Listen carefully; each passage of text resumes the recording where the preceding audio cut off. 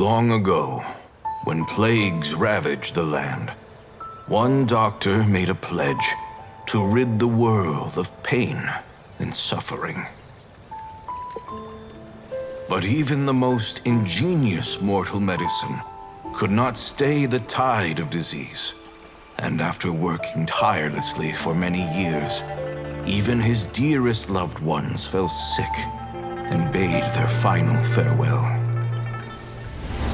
Legends told of an herb lord in Chenyu Vale who could cure any illness known to mankind.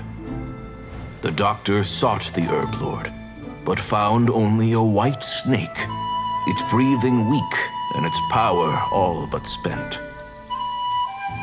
Sign this contract and let our lives be joined. Then I will impart to you the secret art of healing. But be warned, this art will harm your own health. With means beyond human ken, the doctor could now reverse the process of death. And yet, the time still came to say goodbye. Only now, the one departing was the doctor, his life force spent. His final act in life was to pass on the contract to his final patient, his favorite disciple. The disciple chose to dedicate their life to saving the lives of others. And generation upon generation followed in these footsteps.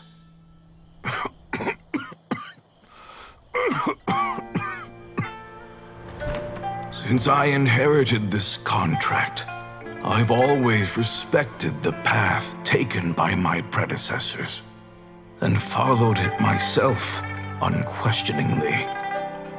That is until I tried to use the art to save my own disciple's beloved.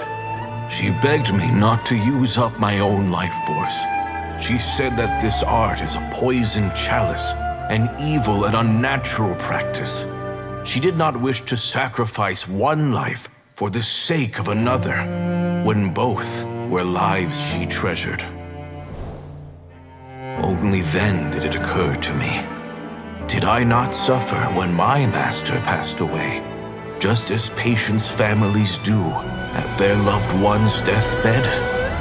Are not the lives cut short by this contract just as worthy of saving as any patient's? What is this contract to us?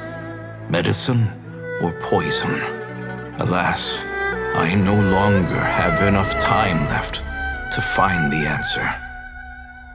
I entrust to your care both Changsheng and this final question. May you find a remedy for this conundrum, which has ailed us so. Time and again, no matter how much I try to warn them or balance their chi, I can never save them. And you? What's your answer? If I abandoned the contract and left you without a host, what would happen? I suppose I'd spend my final moments taking a nice nap on Mount Yaojun. Then I'd be reunited with my old friends and your predecessors. Then it's decided.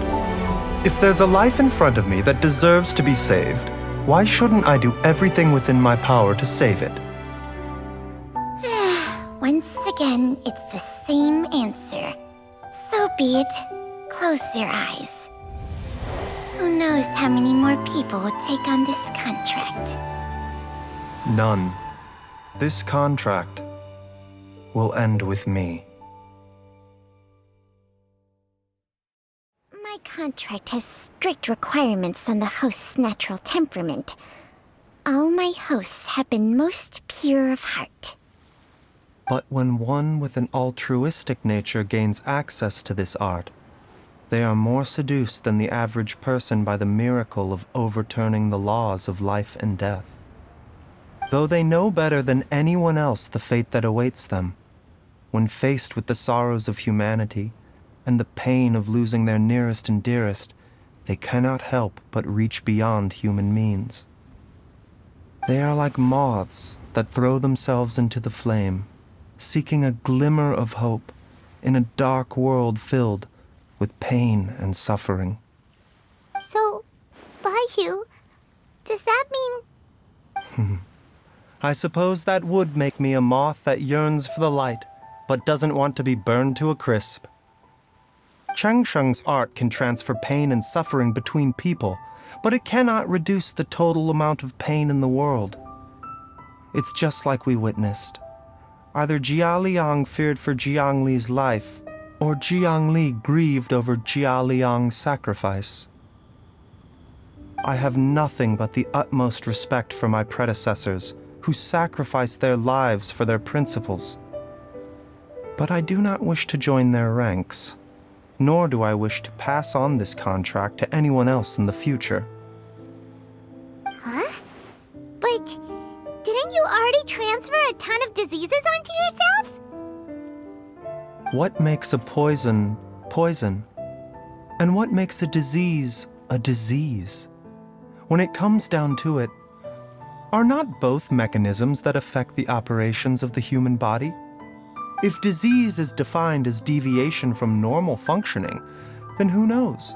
Perhaps the true elixir of immortality could in fact be a kind of poison.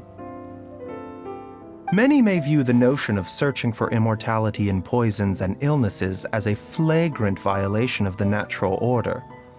But to me, it is no different from the way our ancestors tested the medicinal qualities of herbs by sampling each and every one.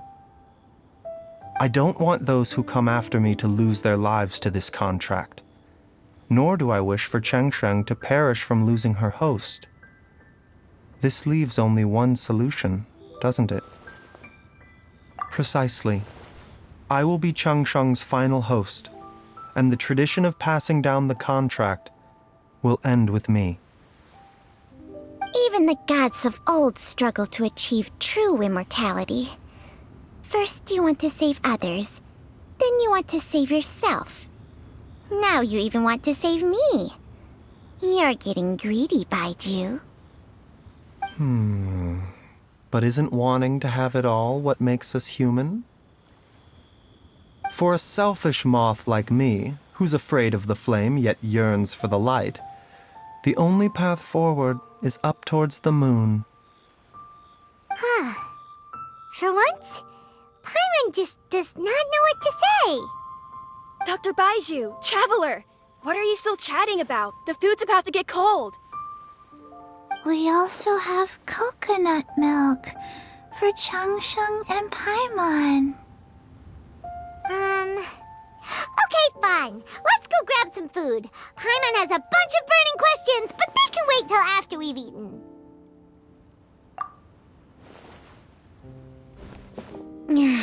I do envy Paimon sometimes.